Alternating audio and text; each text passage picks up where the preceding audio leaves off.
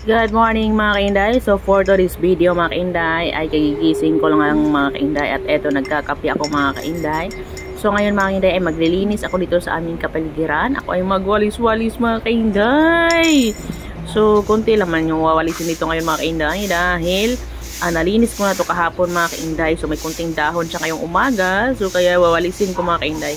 So kahapon kasi mga kainday ay nag-brush man ako dito mga kainday. So hindi ko na video ko pag brush ko kasi namad naman ako mga kainday. So ngayon nga mga kainday, eto nagwalis-walis ako mga kainday. So maganda rin naman exercise sa umaga itong pagwawalis-walis ko. So ayan na nga mga kainday. So kailangan nating magsipag sa araw-araw mga kainday kasi malapit na ang Pasko. O diba mga kainday? So maganda kasi dito sa ilalim ng puno mga kainday pumesto, no? Kasi malamig kasi yung panahon, kaya minsan dito malamig ang ano dito mga kainday, simoy ng hangin kasi puno nga, kaya dito talaga ako tumatambay, kaya kailangan linisan ko siya palagi mga kainday. So ayun na mga kainday. So konti lang talaga yung andito dahon.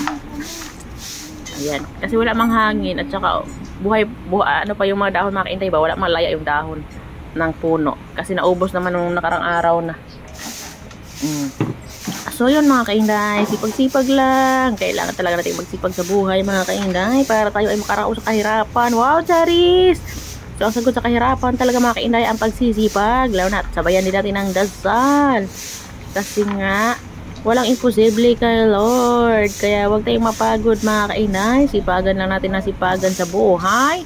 Syempre pag mapagod, magpahinga tayo. Normal lang naman mapagod mga kainday, no?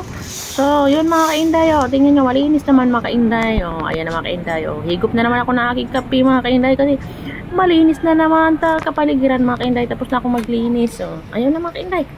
So, yun na mga kainday. Thank you for watching. God bless us all.